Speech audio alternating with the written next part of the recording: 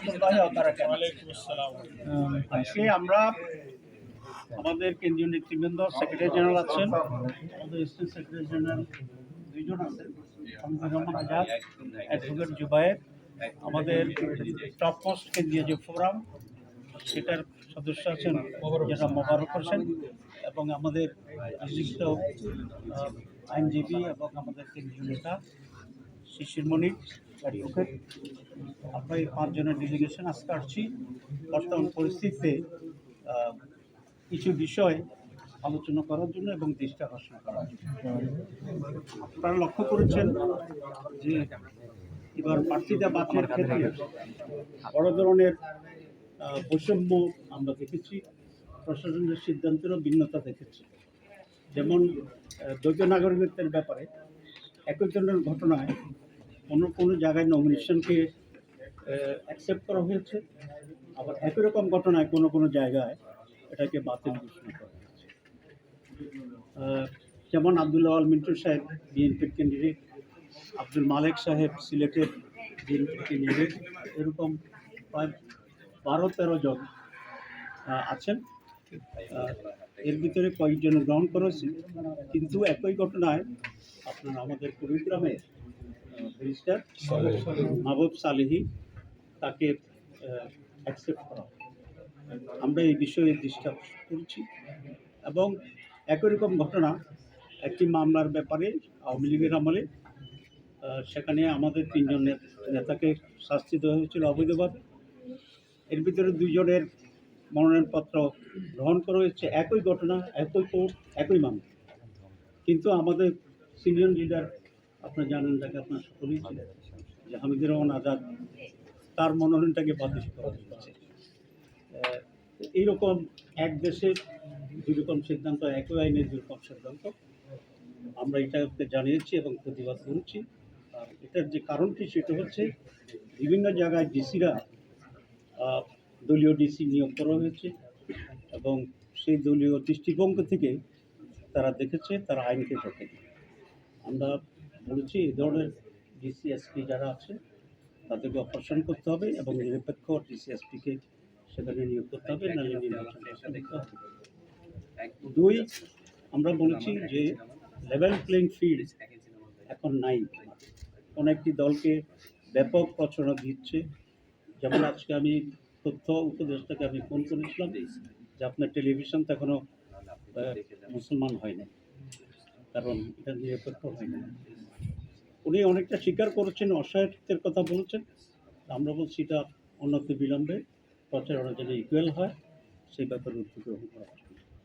তো 2 নম্বর হচ্ছে আপনারা দেখছেন যে প্রোটেকশনের ব্যাপারে দেখা যায় কোনো ব্যক্তিকে অনেক প্রোটেকশন দেওয়া হচ্ছে, আবার একই ধরনের অন্য নেতাদেরকে সেরকম প্রোটেকশন দেওয়া হচ্ছে।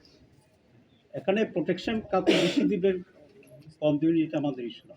আমাদের ইস্যু হচ্ছে এটা যেহেতু নির্বাচনের সময় একটা পাবলিক ইমপ্রেশনের প্রশ্ন আছে, সেই জন্য নির্বাচনের বাইরে কোনো সময় হইলে সেটা কোনো ইস্যু হতো না, কিন্তু এখন নির্বাচনের সময় এটা একটা ইস্যু, কারণ মানুষ দেখবে যে একজনকে অনেক প্রটোকল দেওয়া হচ্ছে, তার প্রতি মানুষের একটা ইমপ্রেশন হতে পারে he may become something in future, যেটা লেভেল প্লেইং ফিল্ড সাংঘাতিকভাবে একটা রং মেসেজ জনগণকে দেওয়ার চেষ্টা করছে।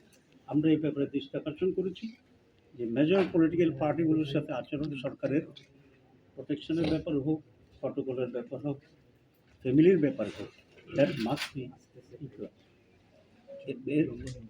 এরপরে এবং সেটা নীতিগতভাবে ওনারা এগ্রি করেছে যে এটা হওয়া উচিত। আমরা দেখব, এটা যদি না হয় তাহলে আমরা এ ব্যাপারে আবার ভিন্ন পদক্ষেপ। এরপরে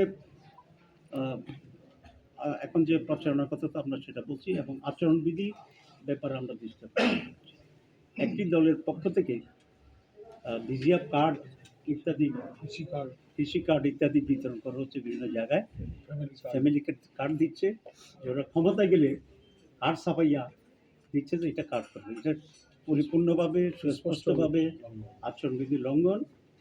আমরা এটা দৃষ্টি আকর্ষণ করেছি এবং ইলেকশন কমিশন আশ্বস্ত করেছে যে ধরনের ঘটনা হলে তারা ব্যবস্থা গ্রহণ করবেন এবং সেই জন্য আমরা অপেক্ষায় আছি। যদি না হয় তাহলে তো আরও ভিন্ন মাত্রায় আমরা ইলেকশন কমিশনের জিনিসটা আমরা আরেকটা কথা বলেছি যে ফেয়ার ইলেকশনের জন্য সিসিটিভি থাকা দরকার। ওনারা নীতিগতভাবে এগ্রি করেছে এবং আমাদেরকে বলেছে এটা তারা করবেন। অ্যাটলিস্ট 90% জায়গায় করবেন যেখানে কোস্টাল এরিয়া আছে বা যেখানে ইলেকট্রিসিটির সাপ্লাই নাই সেগুলো ছাড়া। আমরা ওনাদের কথায় আশ্বস্ত হতে চাচ্ছি যে সিসি ক্যামেরা ওনারা চালু করবেন, কারণ আমরা চাচ্ছি যে একটা ফেয়ার ইকুয়াল লেভেল ফিল্ডে একটা সুষ্ঠু নির্বাচন হোক।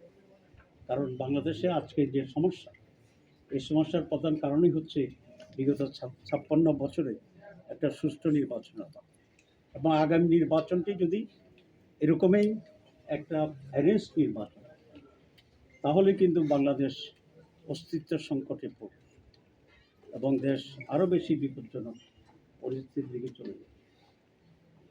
একটি দল এই করতে গিয়ে তো নির্বাসনে আছে, সুতরাং আরেকটা দল যদি করে তারা এক পর্যায়ে নির্বাসনে যাবে, তারপরে যদি আরও একটা দল করে পর্যায়ে তারাও নির্বাসন হচ্ছে, তো বাংলাদেশে তো এখন রাজনৈতিক দল থাকে না, নির্বাচনে চলে যেতে হবে। এই জন্য সবাইকে আমি মনে করি বাস্তবতা গ্রহণ করে দেশের স্বার্থে যেটা করা দরকার, সকল রাজনৈতিক দল নিজেকে কনস্ট্যান্ট বা নিজেকে একটা নিয়মের ভিতরে রাখতে হবে। ইলেকশন কমিশনকে দৃঢ় হইতে হবে। ওনারা বলেছেন যে আমরা সব পারি না, আমাদের পারতে হবে, দিস ইজ ইউর ডিউটি, যে আপনাকে পারতে হবে, অ্যাটলিস্ট প্রমাণ করতে হবে যে আপনি মনে প্রাণে চেষ্টা করছেন, সর্বোচ্চ প্রচেষ্টা আপনি করছেন। আদারওয়াইজ নেশন আপনাকে দায়ী করবে, ইলেকশন কমিশনকে দায়ী করবে, গভর্নমেন্টকে দায়ী করবে। এগুলো এই সমস্ত মৌলিক বিষয় আমরা দৃষ্টি আকর্ষণ করেছি। ওনারা গুলিয়ারি দিয়েছেন, আশ্বাস দিয়েছেন। আমরা বলেছি আশ্বাস নট এনাফ, ভালো কথা নট এনাফ, সব আমরা করবো, this is not enough, action দেখতে আপনাদেরকে মাঠে প্রমাণ করতে হবে। ঠিক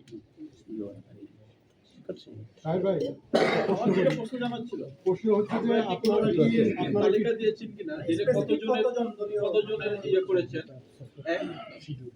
আর আরেকটা বিষয় হচ্ছে যে জামাতের সাথে বিএনপি তারেক রহমানের সাথে একটা বৈঠক